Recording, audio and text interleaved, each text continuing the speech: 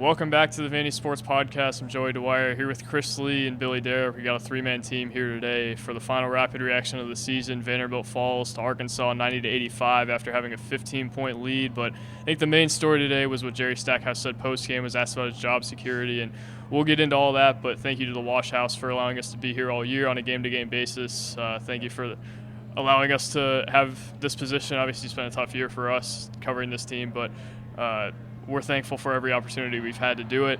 But Chris, thoughts on tonight's game, thoughts on Jerry Stackhouse generally? Well, thank you to Sutherland and Belt, to Anchor Impact, to Maynard Nexon, and who am I leaving out? Murfreesboro Pilgrim. I forget ice cream because it's Lent and I've given it up. But otherwise, I don't forget ice cream. But yeah, no ad reads with us. But thank you to those guys. What a crazy night. Ezra Manjon was a one-man wrecking crew leading Vanderbilt back to overtime. Incredible sequence at the end. Vanderbilt just couldn't finish.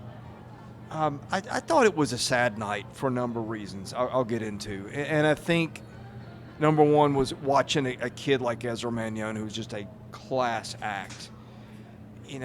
Played here, really didn't play for anything other than a couple NIT games, and obviously this season ended tonight. But of all the kids who have represented Vanderbilt really well, I think he's at the top of the list. And there was a definite sense of sadness watching him that he didn't get better in his time here.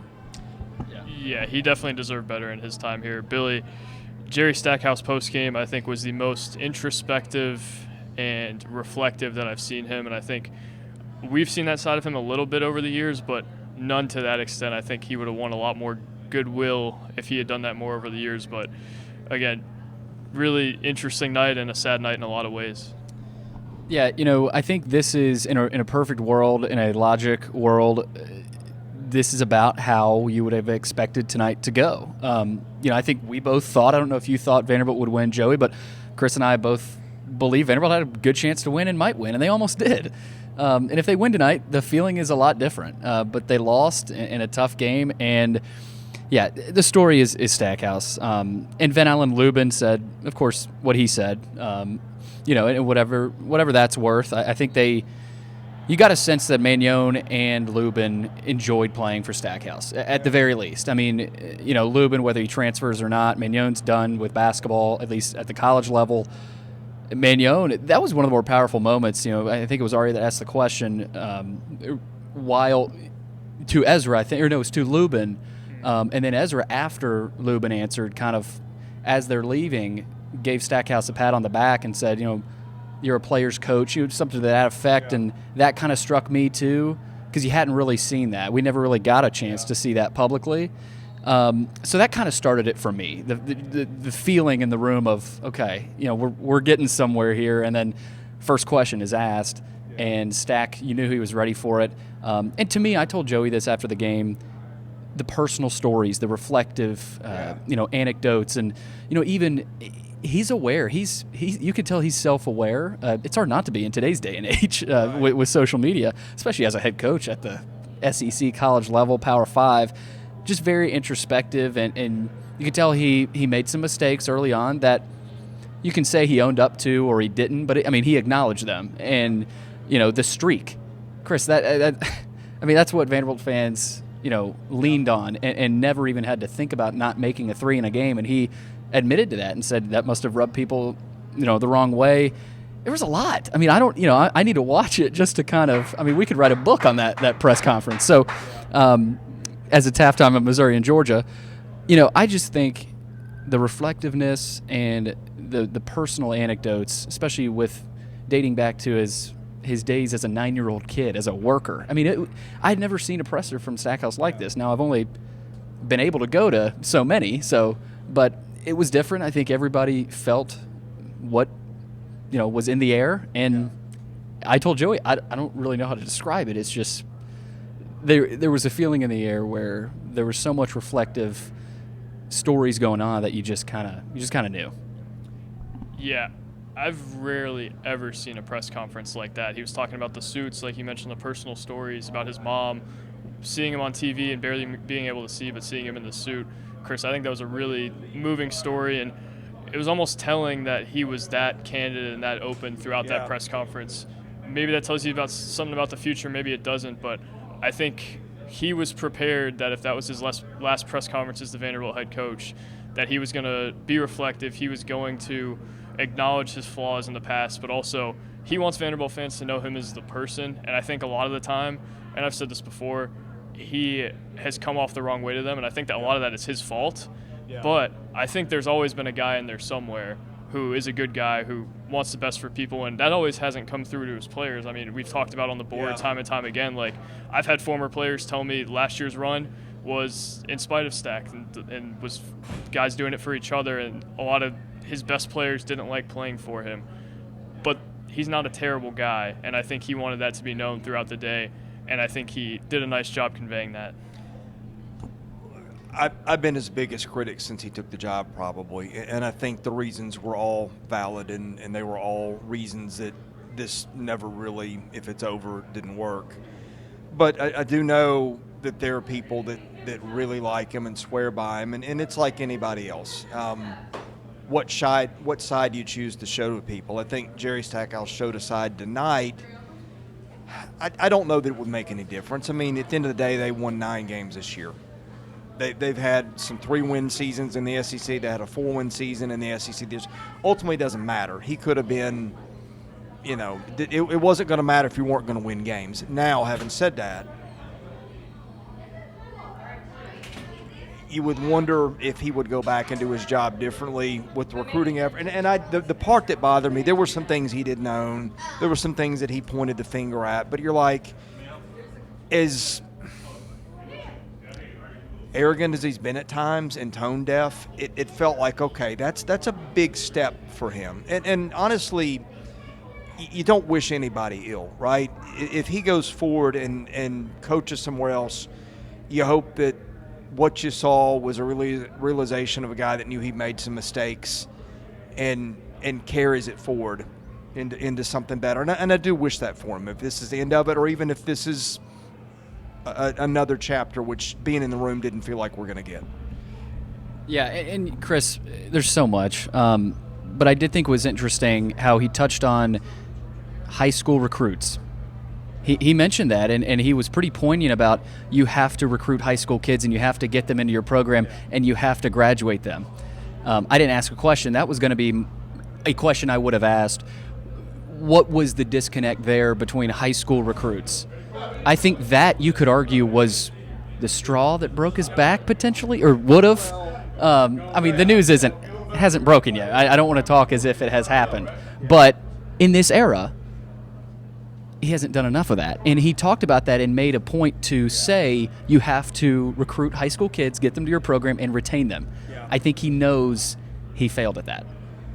Yeah, and that's where I thought he was a little disingenuous. I mean, maybe he does know some things now. Did the landscape change beneath his feet when he took the job? Yes, it did. And I want to get to that later because I think there's some important implications to unpack from that. But, yeah, and I think that's the part where I had the biggest problem. It wasn't really an admission there. Right, yeah. and there should have been one because we heard it from day one. Yeah. No, and that's the thing. This mic is pretty good, but turn the gain up. That's the thing. There wasn't a ton of admission. It wasn't like, hey, I failed here. It felt like it was as good as we're ever going to get. Exactly. But there was more admission than we've seen. Right. And so I think that was telling too. So it wasn't this big, massive news-breaking presser, but locally for us, we hadn't seen Stack like that. Yeah. Finally get the mic back. I feel like Jason Rivera-Torres, but I think the admission. Who didn't play tonight, did he? No, he did not touch the floor. Again, another indictment on this thing. Stack, I think the place where he acknowledged the most his failure was the results this season. I asked him if he would have done anything differently. Didn't really say a whole lot there, and I think that's kind of what you were getting at, not taking accountability in some areas. But he did say it's a results business, and his results haven't been there. This was the season with a lot of hope, the season that he was supposed to take a step forward towards the NCAA tournament. Now it's been 5 years without it. Vanderbilt, since 1948, has had 3 seasons with under 10 wins, and this was one of those seasons. So, again, results far from being there. And I think Jerry Stackhouse acknowledged that, but Chris, it's hard to think about how poor of a season this was in the historical landscape of things. Just all together, it felt like every night there was something new. It was the Tennessee game where they lost by 35 and he walked out of the presser. It was the Kentucky game where fans took over Memorial Gym. Tennessee did that as well. You look at Boston College, they got ran off the floor. The Lee Dort thing right before that, Colin Smith tearing his Achilles, their awful trip to Vegas, and it all stems back to opening night. Just a historically bad season for Vanderbilt, and I think tonight was another step in that. They lost in a way they haven't lost a whole lot. They blew a huge lead, and they haven't done that, especially to a team like that. Just kept piling on, and tonight, another microcosm of that. Yeah, I guess I don't know what's left other than to talk about the going forward. I like the Missouri mascot. Yeah, we're in the hallway here, so we got teams passing us. We got shout outs from the Missouri mascot. We got all kinds of stuff going on here behind the scenes. You know, it's funny. Stackhouse mentioned Malcolm Turner, and Malcolm's the guy that hired him. Malcolm got his legs cut out from under him. I don't know, 6 months after he was hired. I guess it was more like 9 months, 10 months. Almost a year, yeah. I mean, I think Malcolm got hired in December, came in February, hired Stackhouse 1st of April-ish. Yeah. Anyway, whatever it was. And Jerry admitted to things he didn't know. And again, there were some things I took issue with as disingenuine, but there was progress, and you do feel like, okay, if you had to go back and do it over, you hope that he would mean that. He also came into an environment that got described to me many times as the blind leading the blind. When he got the job, there were things week 1, week 2, and I mean there were receipts on my board saying there are some things here that just aren't going to work, and you guys are. I'm sorry. I just love how you phrased the blind leading the blind. That's okay. That's exactly how it was said. And I don't know if Jerry would have taken advice from anybody or wouldn't have. There were people I know that went to Turner and said, hey, look, this isn't going to work. And you need to figure some stuff out. Nobody had the guts to tell him. You know, I don't know that it would have ever ended differently, but maybe things would have been different if he'd gotten some advice to do this or that. I don't know. It doesn't matter now. But watching Vanderbilt, I just go back to 2018, and I'm not going to rehash the whole thing again, but watching them try to replace an athletic director and go through all the missteps we've seen for 6 years now, it's I don't know if you guys have ever been in a bad car wreck. I have, and it happens in slow motion, and it felt at the time that the whole thing was happening in slow motion.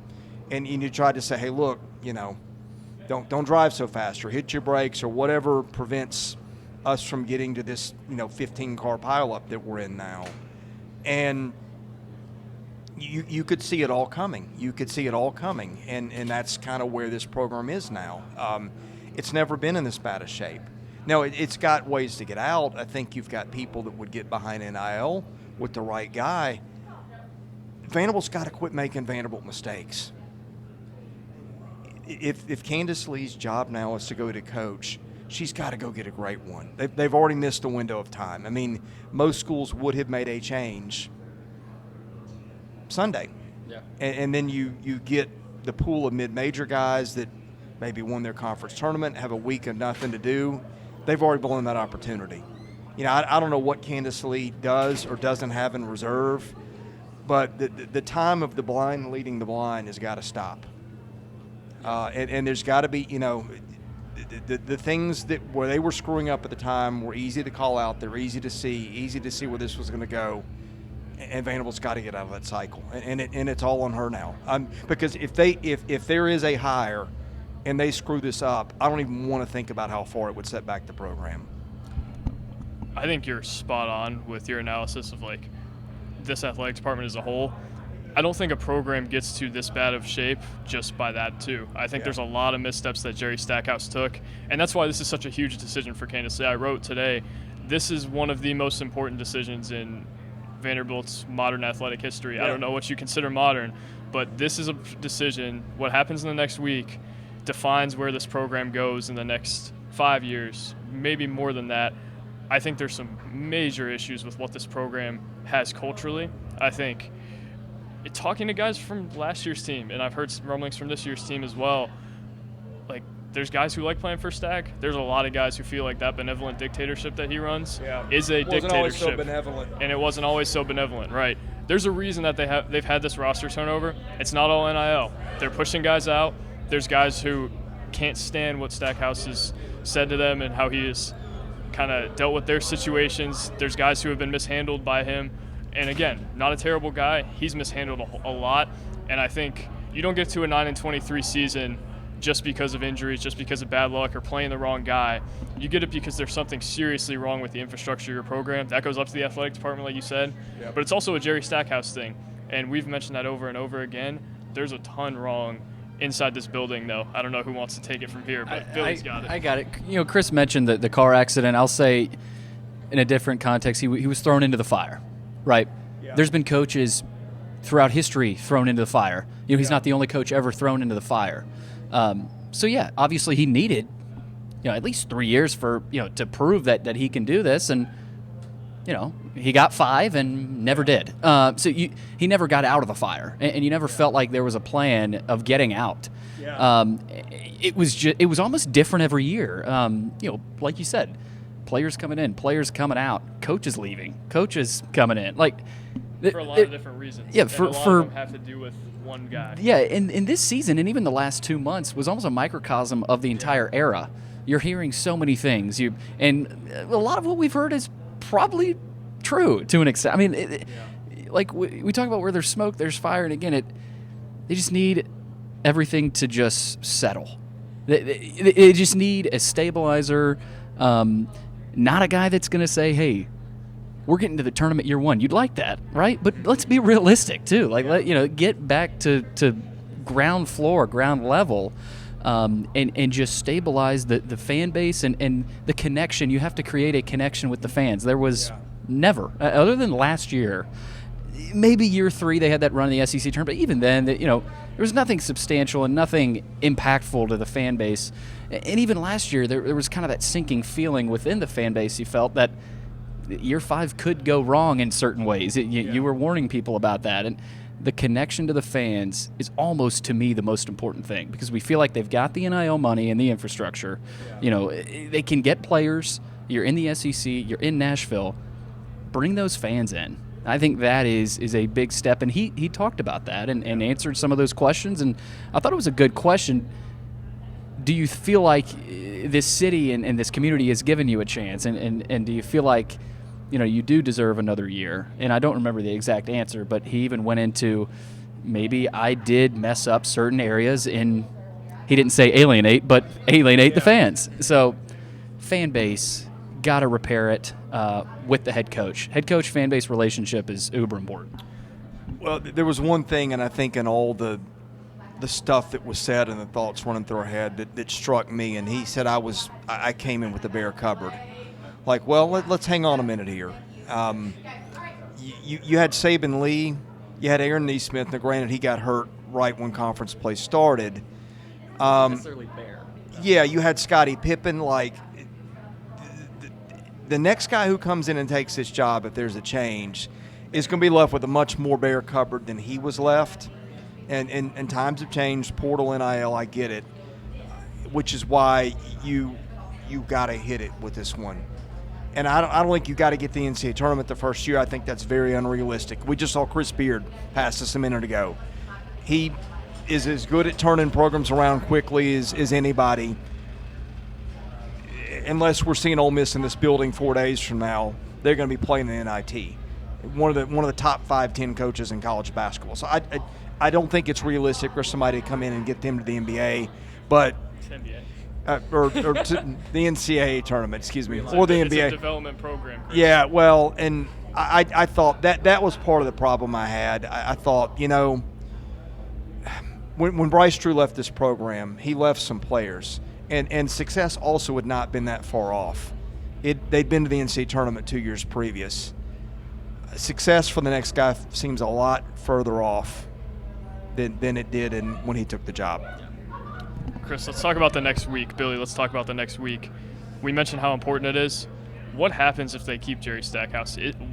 What kind of path is there forward? Because it feels like there's not a whole lot of one. We've talked about the NIL maybe being their path, but to me, NIL doesn't fix culture. And maybe if you hit on all the right guys, I know there's some guys with interest in Vandy, but if you hit on those guys and maybe they come together a little bit quicker, then something magically changes. But it feels like that's kind of a fever dream at this point.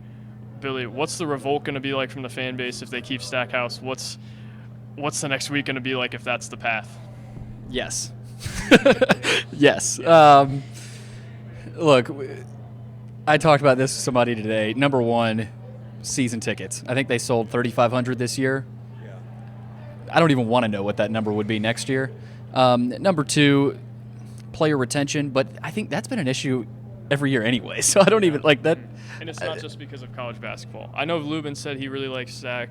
Ezra said the same thing. And I think Ezra genuinely means that, but it's different. Yeah, it's different for everybody. So, but obviously, if you retain Stack, you would imagine there'd be players that were potentially looking forward to a new coach coming in. Yeah, we're all human. So we talked about that today. You just never know. I mean, and it's been that way before Stack. When Kevin had got, it'd be February and half the team was going to be leaving, and sometimes some of them left, and most of them end up staying. I never try to get a verdict on that until we're there. Yeah. So obviously, player retention. Thirdly, just perception of not only your basketball program but your department. Yeah. You don't care about winning. You guys are losers. Like, it was going to be overwhelming. I think they know that. At least you would hope they know that. And that's it for me. Perception can be reality. Not always, but the perception of Vanderbilt right now. We got Missouri and Georgia. Scott's right here. Yeah. Missouri's showing us more love than Georgia. But the perception. We're getting distracted. It's late. Yeah. The perception of Vanderbilt basketball right now is that they're awful. Yeah. And that would be the same if you keep Jerry Stackhouse. If you make a move, okay, here we go, new era.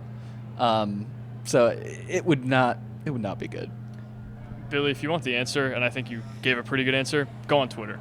Like, not all of the fan base is on Twitter. A good amount of it's not. I think a lot of people feel the same way about this, and a lot of people aren't going to take this program seriously until something is done. And for Candace to bet against the fan base and to kind of stick her neck out for Stack in a way that a lot of the fan base would ridicule her for, I think puts her in a really tough spot. That's a huge gamble for her, and the next week she has to decide if that's a gamble worth taking.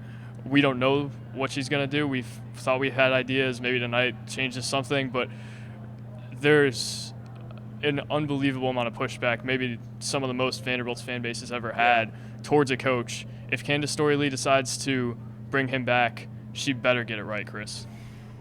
Look, I think what we saw felt like what it probably will be. A guy that knows that it might be over. If that was orchestrated as an image rehab to reset for future, if you think fans were mad before, just wait. Yeah. And last thing I'll say, again, we're all human beings. Jerry Stackhouse and Ezra Manjon, I think, acknowledged that there was a God at one point, and I just think I liked that aspect of it tonight. Let's talk about Ezra a little more too. Yeah, Chris mentioned it at the top. Ezra Manjon is probably one of the more likable players in Vanderbilt basketball history. I can't really – it's hard to think of – he had some really good ones in the Stallings era and even before Stallings, but just his care level. And he stayed healthy. He brought that up, and in 5 years he stayed pretty healthy. He was banged up today and hit that shot. That shot, if they win that game, we're looking back at that shot talking a lot better about it. Now, it's almost forgotten. I don't want it to be forgotten, but just unbelievable, and they're going to miss him a lot, whether they make a change or not. Well, and I'm probably going to have to go here in a minute, and I guess we're probably winding it down anyway. And tonight was the perfect summation of where they are. It's you're really rooting for Kid. You're enjoying the moment. It happened right in front of us. you could see Ezra Manjon playing through pain or a cramp or something and just almost willing them to victory, which ultimately they weren't good enough to get because the surrounding cast isn't good enough. But it was that whole conundrum that the fan base has been in for years. Like, we want to root for our kids, we want to root for the product, we want to show up and do these things, but we feel like if it just doesn't all hit rock bottom, it's just going to get worse, and they have to get out of that cycle. Yeah, I don't think you could have put it any better. There's 3 guys tonight whose college basketball careers ended with Ezra Manjon, Evan Taylor, and Tassos Kamateros. Ezra, I think we've touched on. Me in particular, he has been very good too over his time here, and I don't want to gloss over that. I think we did an interview in the fall with him. Chris was there at Media Day about his faith, and he didn't have to do that. He didn't have to be as accommodating to us, to Billy and I especially, throughout the season when they would lose, but he was. I think Ezra Manjon, a guy who personifies what this program should be about. He did just about everything right. You hear a lot of bad stuff about these guys. I don't think I ever heard a bad word about what Ezra did off the floor, what Ezra did in the locker room. I think that's a guy who did just about everything right. Yeah. And having those guys in this era of college basketball, especially transfers that the fan base falls in love with that quickly, I think is really rare. And again, tonight showed it. That guy, when Vanderbilt needed a shot made late, you looked at Tyron Lawrence, you looked at Ezra Manjon, and Tyron Lawrence could be done as well. But Ezra Manjon, I just think did just about everything right. Tassos Kamateros has an incredible story. He was in Greece, took a 5th year of high school, went back and got better, walked on at South Dakota, and made a career for himself, ended up as a SEC rotation guy at the end of his career. Evan Taylor, again, wasn't what Vanderbilt wanted him to be, and I think he underwhelmed at times this year, as did Kamateros. But Taylor, I think, another really good guy who didn't deserve to have it end this way. And this is bigger than just the fans. This is about players. Do guys want to come and play here? And if you're going to invest in this program, you got to get something out of it. And a lot of these guys didn't. Ezra Manjon got some things out of it. He got a lot of spotlight, a lot of playing time, some NIL money. But these guys have to get more for their while. And I think that's another defining thing with this program. The next week going to be one of the most interesting in program history, and we'll have coverage wall to wall of that. I'm sure I'll probably have 15 stories or something. We sleep in May, Chris. And that's what you'd love to hear about your employee, right? Yeah, that's how this business goes. Times we could have turned the camera around and shown what was behind us. That could have been almost as interesting as this, with the parade of mascots and players and cheerleaders and coaches. But that's life at the SEC tournament. Unfortunately for Vanderbilt, its run is over, and now we await what's next. And by the way, I know this is VandySports.com. Arkansas might make a run here. I mean, that we'll see. Yeah, they didn't care for that first half, but when they turned it on, and they're playing Vanderbilt, I know, and I'm not trying to overreact, but keep an eye on Arkansas later in this tournament. And then one more thing on Ezra. They need to find more Ezra Manjons. Yeah. He had experience. He was a 5th-year player. I think experience, that word experience, is what Vanderbilt needs to look for. Experienced coach, some experienced players, portal, like that. That word experience comes to mind, and I think that's what they need to find. But, yeah, thanks for everybody. Basketball season is over. Let's get to more baseball. What do you say? Yeah, we'll have some basketball to discuss in the next week. Billy and I and probably Chris will be on a live show, whatever the verdict on Stackhouse is once it comes. We'll be discussing it, and I'm sure that will be a interesting show. But thank you guys for watching all year. Thank you for putting us in this position. Again, none of us would be here without your support. And at times, you're not support, but that's why we're here. We're here to give you our opinions and allow you to engage more with this team. And maybe in the future, you'll have a team worth engaging in a little more. For now, I'm Joey Dwyer. He's Billy Derrick. He's Chris Lee. Thank you guys for watching this season, and we'll talk to you soon, presumably with some baseball, maybe with some Jerry Stackhouse thoughts as well. Joey the host. I'm getting better, but not as good as Billy Derrick.